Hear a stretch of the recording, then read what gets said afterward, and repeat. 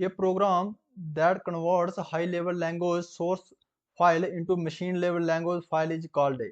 वो प्रोग्राम जो कन्वर्ट करता है हाई लेवल सोर्स फाइल को किसमें करता है, मशीन लेवल फाइल में, वो उसको क्या कहते हैं हम, तो उसको क्या कहते हैं हम, कंपाइलर।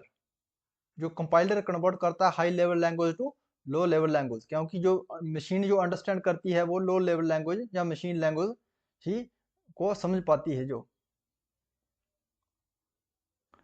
ये translator programs that convert source code into high level language into machine code line by line is called. वो ट्रांसलेटर प्रोग्राम है, वो कन्वर्ट करता है सोर्स कोड को, source code means high level language, high level language into किस में करता है, मशीन कोड में, machine code line by line, इसमें क्या करता है, लाइन बाय लाइन में कन्वर्ट करता है, तो उसको क्या कहते हैं हम, इंटरप्रेटर। जो इंटरप्रेटर है जो कन्वर्ट करता है high level language into machine language या low level language by line by line, by line by line, उसको हम कहते हैं इंटरप्रेटर।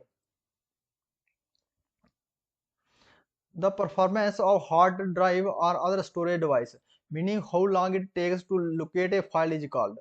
वो परफॉर्मेंस जिसकी परफॉर्मेंस हार्ड डिस्क की या किसी अदर दूसरे डिवाइस की, जिसमें जो हम कितने टाइम तक जो फाइल उसमें रहती है, तो उसको क्या कहते हैं हम, कौन सा टाइम कहते हैं, उसको कहते हैं असेस टाइम। जितने उसी हार्ड डिस्क में या किसी स्टोरेज में कितने टाइम तक जो फाइल, जितने टाइम तक जो फाइल रहती है, तो उसको कहते हैं assess time. Structural query language SQL ये यूज्ड इन द फॉलोइंग। जो स्ट्रक्चर क्वेरी लैंग्वेज है ये इस्तेमाल किए जाते हैं किसके लिए, जो दिए गए ऑप्शनों में से कौन से ऑप्शन के लिए इस्तेमाल की जाती है, तो किसके लिए की जाती है, क्रिएट के लिए की जाती है, मॉडिफाइड के लिए की जाती है, एंड क्वेरी डाटाबेस के लिए की जाती है। इन सभी के लिए जो है SQL का इस्तेमाल किया जाता है। A hybrid computer is the one of the exhibits the feature of। जो हाइब्रिड कंप्यूटर है इसका क्या फीचर है, एग्जिबिट फीचर किसका क्या है, ये है एक both analog and digital computer. जो हाइब्रिड कंप्यूटर है इसमें क्या है, बोथ है analog and digital computer. Answer is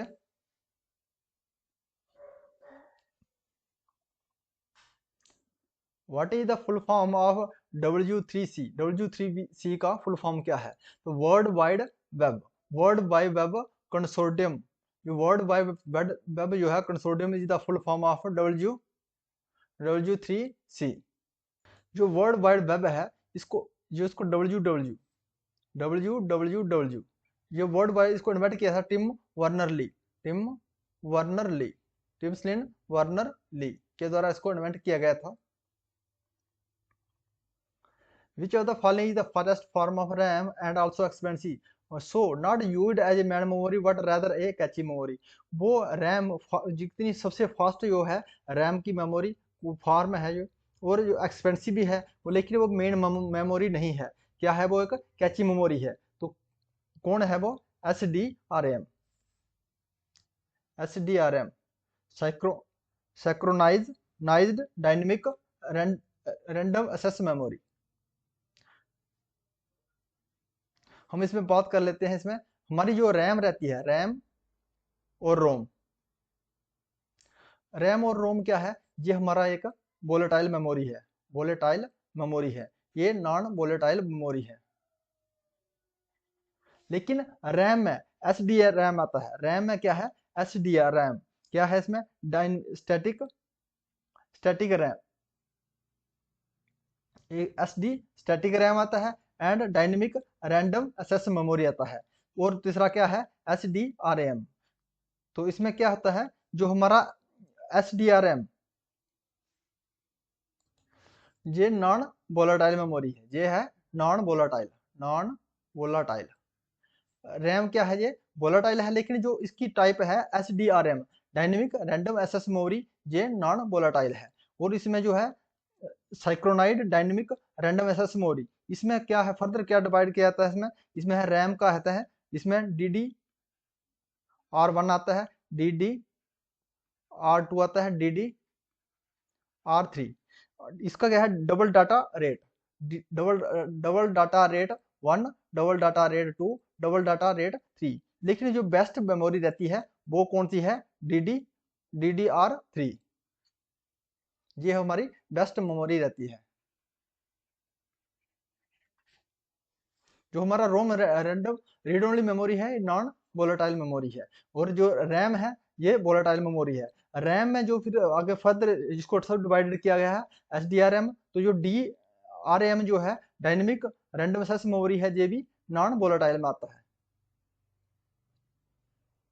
which of the following cyst of a computer main memory. इसमें कंप्यूटर की मेन मेमोरी किससे बनती है? तो क्या है जो मेन मेमोरी कंप्यूटर की कौन है? Random access memory and read only memory, both are the main memory of the computer. Which of the following device है हाई बैंड विड्थ। इसमें से दिए गए ऑप्शनों में से कौन सा ऑप्शन है ऐसा है जो हाई बैंड विड्थ रखता है? तो क्या है? स्विच। जो स्विच है ये हाई बैंड विड्थ रखता है। What is the loss of signals energy due to the resistance of the medium known as। जो सिग्नल का लॉस होता है, सिग्नल की एनर्जी का लॉस होता है किसकी? उसको रेजिडेंस, उस मीडियम को हम क्या कहते हैं? तो क्या कहते हैं यहाँ से? अटेनुएशन। जो लॉस होता है सिग्नल्स एनर्जी का, तो उसको क्या कहते हैं हम? रेजिडेंस का। तो उसका क्या कहते हैं हम? Attenuation. What do you call the network design containing more than one topology। एक से ज्यादा टोपोलॉजी किसी नेटवर्क डिजाइन करने के लिए एक से ज्यादा टोपोलॉजी का जब हम इस्तेमाल करते हैं तो उसको क्या कहते हैं? Hybrid topology. Answer is a, hybrid topology. Which among the following is the cheapest type of internet connection. इसमें से सबसे cheapest type of internet connection कौन सा है? तो कौन सा है? Dial up. डायल अप ये है सबसे चीपेस्ट नेटवर्क कनेक्शन है।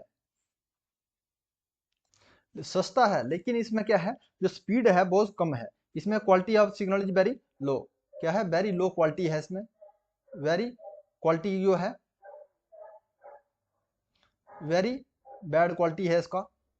लेकिन इसका जो स्पीड कितना है? स्पीड इसका 24 bps से लेके कितना तक का रहती है इसमें?